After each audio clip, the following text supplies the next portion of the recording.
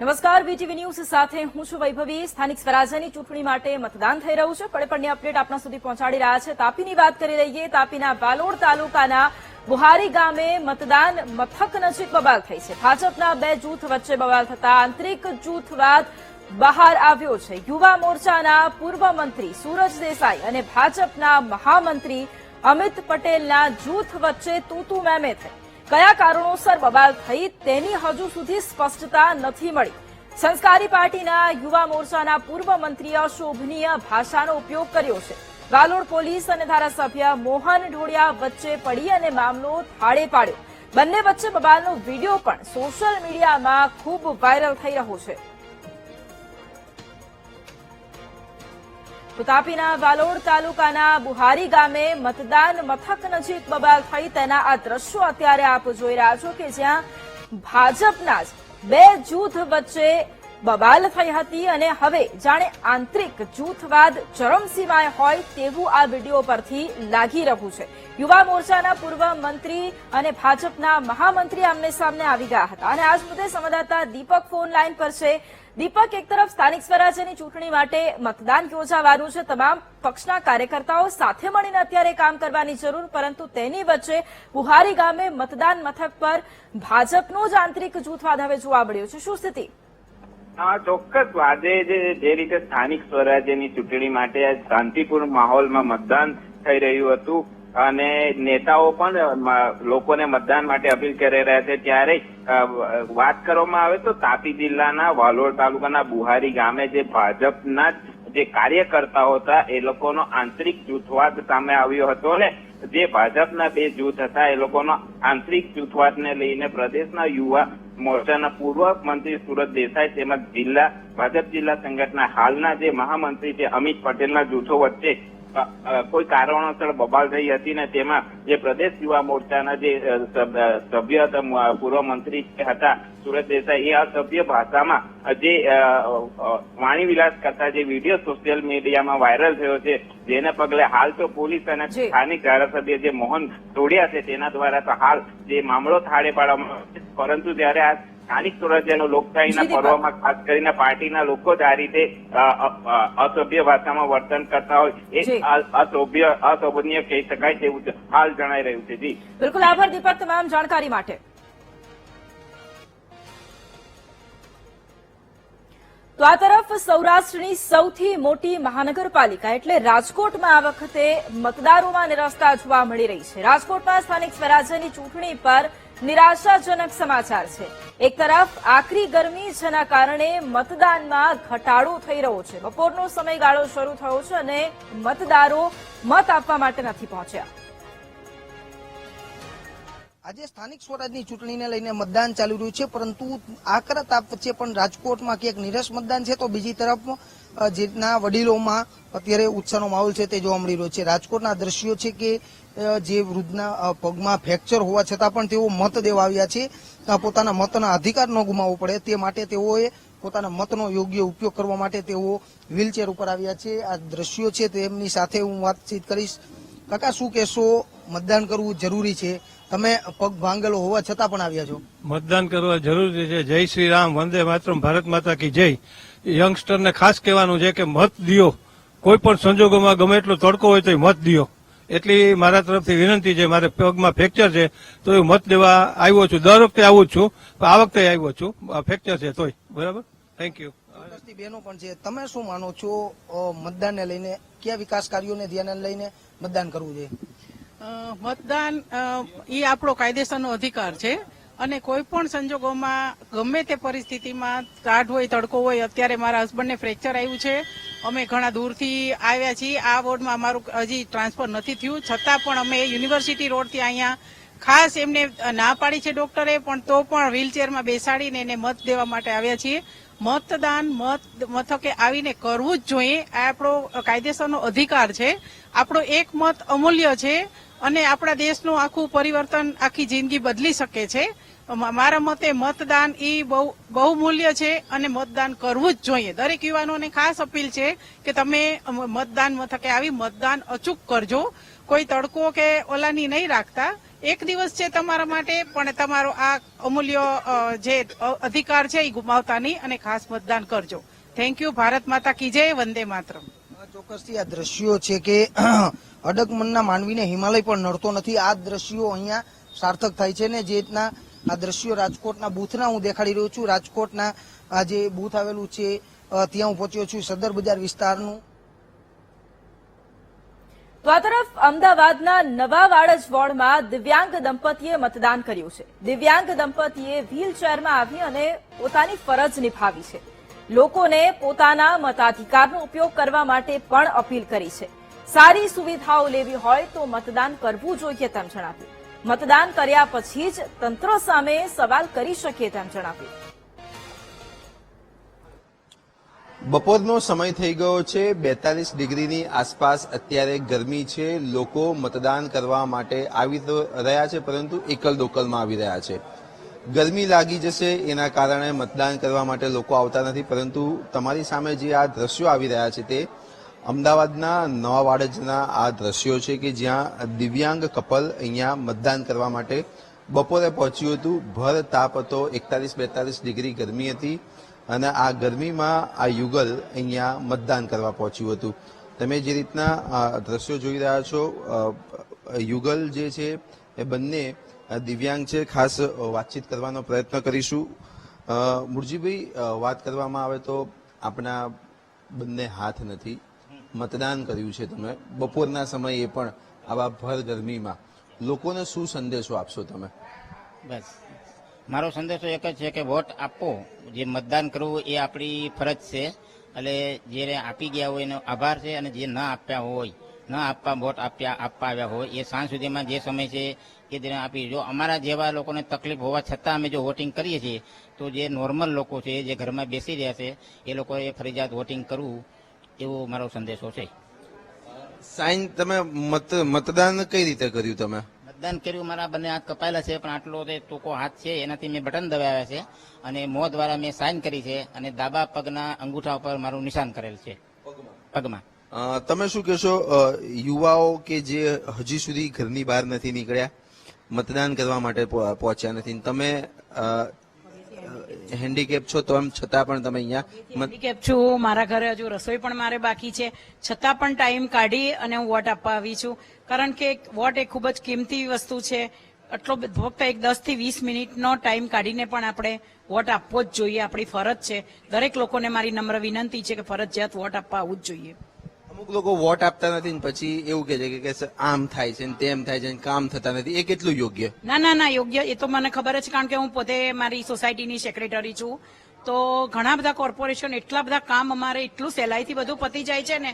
મારી સાથે છે સાહેબ, એટલા સારા છે કે અમને બધું જ કામ, અમને કોઈ બી જાતની મુશ્કેલી વગર અમે સરસ કામ કરી આપ્યું. અમારી સોસાયટીમાં બધું જ ટોટલી રોડ, આરસીસી રોડ, પાણીની લાઈન, બધું સરસ બનાવી આપ્યું અમને. મતદાન કરવું જરૂરી છે, જરૂરી છે, કારણ કે આપણી જેમ ફરજ છે, એ લોકોની ફરજ છે, આપણી બી ફરજ છે એ લોકો પ્રત્યે આપણી પણ, કે આપણે વોટ આપવો જ જોઈએ, એ લોકોને ચૂંટાઈને લાવવા જ જોઈએ આપણે પણ. ચોક્કસથી આ દંપતી હતું કે સ્પેશિયલી ડિસેબલ હોવા છતાં પણ અહીંયા મતદાન કરવા માટે આવ્યા હતા. 41-42 ડિગ્રીમાં પણ તેઓ મતદાન કરવા માટે અહીંયા પહોંચ્યા હતા અને લોકોને પણ એક મેસેજ આપ્યો હતો કે મતદાન જરૂરથી જરૂર કરવું જોઈએ, પોતાના મતાધિકારનો ઉપયોગ કરવો જોઈએ. મતાધિકારનો ઉપયોગ કર્યા બાદ જ જે તે સવાલ અને પ્રશ્ન ઉઠાવવા જોઈએ. કેમેરામેન પ્રવીણ વાઘેલા સાથે પાર્થ જાની, વીટીવી ન્યૂઝ, અમદાવાદ. આ તરફ સાબરકાંઠાના ઈડરના સાબલવાડ કંપામાં 0% મતદાન નોંધાયું. વિકાસ નહીં તો મત નહીંના સૂત્રને ગ્રામજનોએ સાર્થક કર્યું છે. અત્યાર સુધીમાં ગામના એક પણ મતદારે વોટ નથી આપ્યો. ગામમાં દરેક રાજકીય પક્ષો સામે અત્યારે નારાજગી વ્યાપી છે. સાબરકાંઠાના આ દ્રશ્યો આપ જોઈ રહ્યા છો કે જ્યાં એક તરફ મતદાન માટે લોકો નથી પહોંચી રહ્યા અને રાજકીય પક્ષોની ચિંતા વધી ગઈ છે. આજ બધે સંવાદદાતા સંદીપ ફોન લાઈન પર છે. સંદીપ, ઈડરના સાબલવાડ કંપામાં અત્યારે 0% મતદાન નોંધાયું છે. એક પણ મતદાન મથકે એક પણ વ્યક્તિ નથી જોવા મળ્યું. શા માટે એક પણ મતદાન મથકે એક પણ વ્યક્તિ નથી પહોંચ્યું? તેમની શું માંગો હતી ચૂંટણી પહેલા? વિનય, સાબરકાંઠા જિલ્લાના પહેલું એવું ગામ છે જ્યાં સાબરવાડા કંપા જે છે તેમાં 0% મતદાન નોંધાયું છે. એક પણ ગામના લોકોએ મતદાન નથી કર્યું. ગામમાં 300 થી વધુ મતદારો છે, ત્યારે ગામમાં વિકાસ નહીં તો મત નહીંના સૂત્ર સાથે ગામ લોકોએ બેનર લગાવ્યા હતા. છેલ્લા એક સપ્તાહથી સતત વિરોધ કરી રહ્યા હતા અને ચૂંટણી બહિષ્કારનો પણ તે લોકોએ વિરોધ કર્યો હતો. ચૂંટણી બહિષ્કાર કરીશું અને ગામમાં વિકાસ ન હોવાને કારણે સ્થાનિક તંત્ર સામે રોષ વ્યક્ત કર્યો હતો. ત્યારે આજે વહેલી સવારથી જ્યારે મતદાન જિલ્લામાં થઈ રહ્યું છે ત્યારે સાબરવાડા કંપામાં એક પણ મતદારો બૂથ ઉપર પહોંચ્યા નથી. પોલિંગ સ્ટાફ છે તે મતદારોની રાહ જોઈ રહી છે અને સમગ્ર ગામમાં રાજકીય જે પક્ષો છે તેની સામે ભારે રોષ છે.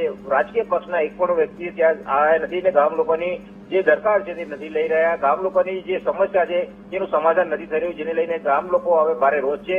રોડ, રસ્તા, લાઇટ, પાણીની સમગ્ર જે વ્યવસ્થા છે તે ગામમાં અભાવ હોવાના કારણે ગામ લોકોએ અનેકવાર રજૂઆત કરી છે. તંત્ર દ્વારા કોઈ પણ જાતનું કામગીરી નથી કરાઈ. રાજકીય પક્ષ દ્વારા પણ કોઈ કામગીરી ન કરાતા હવે ગામ લોકો આકરા મૂડમાં છે અને આવનાર સમયમાં પણ ચૂંટણી બહિષ્કારનો પણ વિરોધ કરશે તેવી માંગ ઉઠી છે.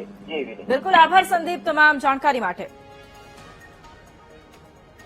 આ તરફ મહીસાગરના ડોકેલાવ ગામમાં પણ મતદાનનો બહિષ્કાર કરાયો છે. બારિયા ફળિયું અને નાયક ફળિયાના 200 જેટલા વધુ મતદારો છે કે જેમણે ચૂંટણીનો બહિષ્કાર કર્યો છે. ડોકેલાવ ગામનું બૂથ નવાખાટના મુવાડામાં ફેરવાઈ જતા લોકોમાં નારાજગી વ્યાપી છે. ડોકેલાવ અને નવાખાટના મુવાડાનું અંતર 8 કિલોમીટર છે.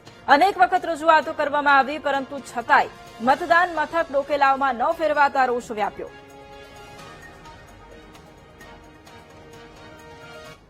આ તરફ પાટણના બાલીસણા ગામે મતદાનને લઈને નિરસ્તા જોવા મળી છે. એક તરફ કાળઝાળ ગરમી અને તેની વચ્ચે મતદારો ઘરની બહાર નથી નીકળી રહ્યા. જિલ્લા પંચાયતની બાલીસણા સીટ પર 1150 જેટલા મતદારો છે. પાટણમાં 40 ડિગ્રી તાપમાન હોવાથી મતદાન મથક પર મતદારોની અત્યારે પાંખી હાજરી જોવા મળી રહી છે. સ્થાનિક સ્વરાજની ચૂંટણીને લઈને વીટીવી ન્યૂઝની ટીમ પહોંચી છે બાલીસણા જિલ્લા પંચાયત સીટ ઉપર. ત્યાં ગાડીના જે દ્રશ્યો જોઈ શકાય છે કે જે અહીંયા મતદાન મથક આવેલું છે ત્યાં ગાડી જે રીતે અત્યારે ગરમીનો પ્રકોપ છે અને ગરમીના પ્રકોપના જ કારણે આ જે બૂથ છે તે સુમસાન ભાસી રહ્યું છે. અહીંયા એક પણ મતદાર અહીંયા મતદાન કરવા માટે નથી પહોંચી રહ્યો. જેનું મુખ્ય કારણ છે કે ગરમી જે રીતે અત્યારે અતિશય પડી રહી છે. પાટણ જિલ્લાની જો વાત કરવામાં જઈએ તો પાટણ જિલ્લાની અંદર અત્યારે 40 ડિગ્રી તાપમાન નોંધાયું છે અને જેને પગલે આ જે મતદાન મથક છે તે ગાડી નિરસ્તા જોવા મળી રહી છે. કારણ કે જિલ્લા પંચાયત સીટનું આજે બાલીસણા અનુપમ પ્રાથમિક શાળા નંબર 1 છે અને અહીંયા એક પણ મતદાર મતદાન મથક ઉપર નથી જોવા મળતો. એનું મુખ્ય કારણ છે કે ગરમી એક બાજુ જે રીતે વરસી રહી છે અને આ જ ગરમીના કારણે મતદારોની અંદર નિરાશા જોવા મળી રહી છે. ભરત પ્રજાપતિ, વીટીવી ન્યૂઝ, પાટણ. આ તરફ વડોદરાના વોર્ડ નંબર 3માં અનોખું મતદાન થયું. શિવાની પ્રજાપતિ નામના મતદારે લડ્ડુ ગોપાલને સાથે રાખી અને મતદાન કર્યું છે. મતદાન કર્યા પછી શિવાનીએ સ્થાનિક સમસ્યા મુદ્દે રોષ પણ વ્યક્ત કર્યો છે. વોર્ડ નંબર 3માં ખાડા અને ખરાબ રસ્તાથી નાગરિકો પરેશાન છે. ઠેર ઠેર ખોદેલા ખાડાથી અકસ્માતનો ભય વધ્યો છે. સમસ્યાનું કાયમી સમાધાન લાવવા માટે મત આપ્યો તેવું જણાવ્યું. ભગવાન ભવિષ્યના કોર્પોરેટર્સને સદબુદ્ધિ આપે તેવી પ્રાર્થના કરી. એમાં એવું છે કે એક સન્ડેનો દિવસ જે હોય છે એમાં મને એવું હોય છે કે કાનાની સેવા હરવા ફરવા મને એમની સાથે મળે છે, તો હું એમને અત્યારે લઈને આવી છું.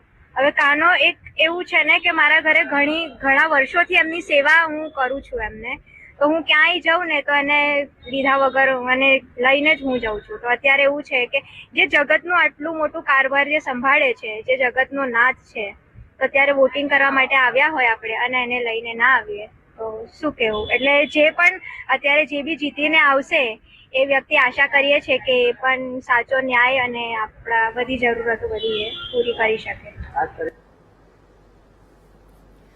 અને હવે આ જ મુદ્દે ચર્ચા કરવી છે, કારણ કે એક તરફ ક્યાંક સારું એવું મતદાન થઈ રહ્યું છે, ક્યાંક ગરમીનો પ્રકોપ નડી રહ્યો છે, તો ક્યાંક મતદારોમાં રસ્તા જોવા મળી રહી છે, ક્યાંક ચૂંટણીનો બહિષ્કાર કરવામાં આવી રહ્યો છે. આપણી સાથે ગેસ્ટ પણ સ્ટુડિયોમાં જોડાયેલા છે. ભાજપ નેતા અશ્વિનભાઈ બેંકર આપણી સાથે જોડાયા છે. કોંગ્રેસ નેતા ગીતાબેન પટેલ આપણી સાથે અત્યારે સ્ટુડિયોમાં જોડાયા છે. વરિષ્ઠ પત્રકાર જપ્તવ્ય યાજ્ઞિક આપણી સાથે જોડાયા છે અને ધીરુભાઈ પુરોહિત તેઓ પણ વરિષ્ઠ પત્રકાર છે, તેઓ પણ આપણી સાથે જોડાયા છે. આપ તમામનું ફરી એકવાર સ્વાગત છે. સૌથી પહેલા તો અશ્વિનભાઈ આપને મારે પૂછવું છે, કારણ કે એક તરફ એક વાત કહેવામાં આવતી હતી કે તમે ઉમેદવારને ન જોશો, પરંતુ તમે કમળનું બટન જોઈ અને મત આપજો, એવી વાત સ્પષ્ટ રીતે કરવામાં આવી. પરંતુ શું સ્થાનિકોને ઉમેદવાર વિશે ખબર હોવી જોઈએ એવું આપને નથી લાગતું, અને એનું જ પરિણામ ક્યાંક મતદાન મથકે દેખાતું હોય એવું લાગે છે? ચોક્કસથી રાજકીય પાર્ટીઓના સિમ્બોલ ઉપર ચૂંટણી લડાતી હોય છે, પરંતુ ઉમેદવાર પણ એટલું જ મહત્વ ધરાવતા હોય છે કે ઉમેદવાર કેવા છે. અને ઉમેદવારનો રિપોર્ટ કાર્ડ જનતાને ખબર જ હોય છે, મતદારોને ખબર જ હોય છે, અને એના આધારે ઘણા અમુક ટકા મતોમાં એની અસર થતી હોય છે. પાર્ટી સિમ્બોલ તો ખરું જ, પરંતુ ઉમેદવાર, હવે અત્યારે જેટલા મતદારોએ આપણા મીડિયાના માધ્યમથી જે વાત આવી રહી છે સવારથી લઈને અત્યાર સુધી, ખૂબ લોકો લોકશાહી માટે જાગૃત થયા છે, અવેર છે, અને લોકોનું અપેક્ષા છે કે મતદાન કરો, કોઈ પણ પરિસ્થિતિમાં મતદાન કરો. જ્યારે 5 વર્ષે એક વખત આપણને અવસર મળતો હોય ત્યારે 20-25 મિનિટ આપણે ચોક્કસથી આ લોકશાહી પર્વને ઉજવવા માટે, રાષ્ટ્રને મજબૂત કરવા માટે, રાષ્ટ્રના સુરક્ષિત માટે અને આપણા વિકાસ માટે મતદાન કરો. અને મતદાનની જે અપીલ થઈ રહી છે એ પ્રમાણે ચોક્કસથી આ મતદાન ગરમી, વિવિધ કારણો કારણે અત્યારે હાલ થોડું ઓછું દેખાય છે, પરંતુ 5 વાગ્યા સુધીમાં મતદાન ઘણું સારું થશે એવી અપેક્ષા છે.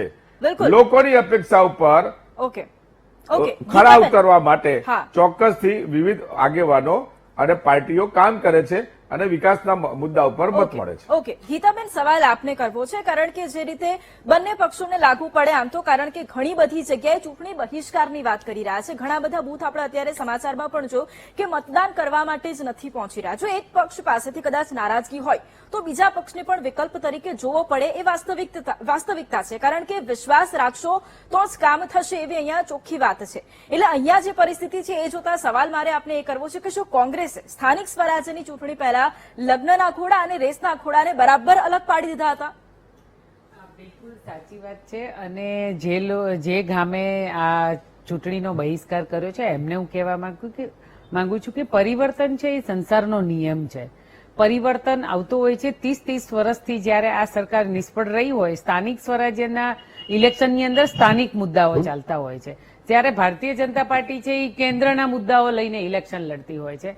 મત માગવા જાય ત્યારે મોદીના નામથી મત માગે છે, અને સ્થાનિક ઉમેદવારો કોણ છે, કેવા છે, ભણેલા ગણેલા છે કે નહીં, એ બુટલેગરો છે કે કેમ, એ બધા જ મુદ્દાઓ જોયા વગર ખરેખર સ્થાનિક સ્વરાજ્યના ઇલેક્શન છે એ સ્થાનિક મુદ્દાઓ પર લડાતા હોય છે. અને સ્થાનિક લોકો ત્યાં કેટલા લોકોને, જનતાને પોતાના વિસ્તારમાં મદદરૂપ કેવી રીતે થતા હોય છે, કારણ કે તાલુકાના ઇલેક્શનની વાત કરીએ તો એના અંદર માત્ર 3 ગામ આવતા હોય છે. તો 3 ગામની અંદર એ કાર્યકર્તા કેટલો મજબૂત છે, એ પોતાના વિસ્તારમાં કેટલા કામો કરી શકે છે, કેટલો એજ્યુકેટેડ છે, એ સમજી શકે છે. કોર્પોરેશનની અંદર પણ એવી રીતે હોય છે. એટલે ખાસ કરીને જયારે આ 30 વર્ષથી આ સરકાર સત્તામાં હોય અને પોતાના કાર્યો, પોતાના વિકાસના કાર્યો બતાવવામાં નિષ્ફળ રહ્યા હોય, એટલે લોકોને હવે એવું થઈ ગયું છે કે જવા દો ને, કશું પરિવર્તન તો આવવાનું નથી, કંઈ થવાનું નથી, તો મતદાન કરવા શું કામે જઈએ. પણ હું આપના માધ્યમથી ગુજરાતની જનતાને કહેવા માંગુ છું કે પરિવર્તન કરવું ખૂબ જરૂરી હોય છે. તમે જયારે નવા લીડર્સને, નવા લોકોને તક નહીં આપો ત્યાં સુધી તમારા વિકાસના કાર્યો નથી થવાના. 30 વર્ષથી તમે જ્યાં ને ત્યાં છો એ જ પરિસ્થિતિમાં રહેવાના છો. તો નવા યુવાનો આવ્યા હોય, નવા લોકો આવ્યા હોય, કોંગ્રેસ પાર્ટીને તમે એકવાર ચાન્સ તો આપી જુઓ અને પછી તમે જુઓ. ઓકે, જપ્તવ્યભાઈ, સવાલ હવે આપને કરવો છે, કારણ કે અત્યાર સુધી જે પરિસ્થિતિ જોવા મળી રહી છે ને એમાં પણ એ તો પહેલેથી જ વિચાર હતો જ કે જો બપોરનો સમયગાળો હશે ત્યાં મતદાનમાં થોડા ઘણા અંશે આપણને ટકાવારી ઓછી જોવા મળશે, પણ વહેલી સવારથી જ ઘણી વખત નિરસતા જોવા મળી છે. ક્યાંક ચૂંટણી બહિષ્કાર કરવામાં આવ્યો છે અને બધું આપણે જોયું પણ ખરા. ઘણા ખરા વિસ્તારો એવા છે કે જ્યાં લોકો મત આપવા માટે નથી જઈ રહ્યા, યુવાઓ પણ નથી જઈ રહ્યા. એ ખૂબ ચિંતાનો વિષય અત્યારે બન્યો છે. આવી પરિસ્થિતિની અંદર જે ટાર્ગેટેડ મતદારો છે એ બાજુ પલટી શકે છે, અથવા શું એ નિર્ણાયક બની શકે છે?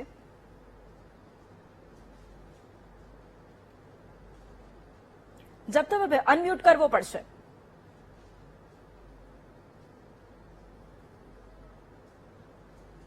ઓકે, ફરી એક વખત આપની પાસે આવીશ જપ્તવ્યભાઈ, આપનો અવાજ નથી આવી રહ્યો.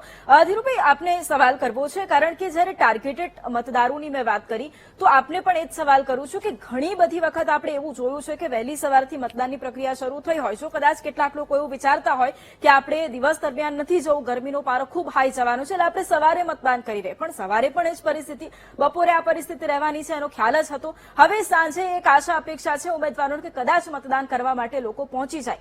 એટલે શું આ ચૂંટણીની અંદર જે ટાર્ગેટેડ મતદારો છે એ એક નિર્ણાયક ભૂમિકામાં રહી શકે? બેન, મતને પવિત્ર શબ્દો વાપર્યો છે મતની આગળ કે તમારો પવિત્ર મત ફલાણા વ્યક્તિને કે ફલાણી પાર્ટીને આપો. મારે તો બે પક્ષના આગેવાનો કોંગ્રેસ અને ભાજપના બેઠા છે, એમને અપીલ કરવી છે કે મતદારો તમારાથી દૂર શું કામ ભાગે છે? શા માટે સારા માણસો ચૂંટણી લડવા નથી આવતા? શા માટે લાંબી લાઈનો મતદાન માટે નથી લાગતી? અમે વર્ષોથી પત્રકારિતા કરનારા લોકો છીએ. એક સમય એવો હતો કે મતદાર લાંબી લાઈનો મતદાન મથકો પર ખૂબ લાંબી લાઈનો લાગતી અને મતદાનની પ્રક્રિયા પૂરી થાય ને સાંજે 6 વાગે પછી પણ એ લાઈનના મતદારો મતદાન પૂર્ણ કરે એને લગભગ કલાક થઈ જતો.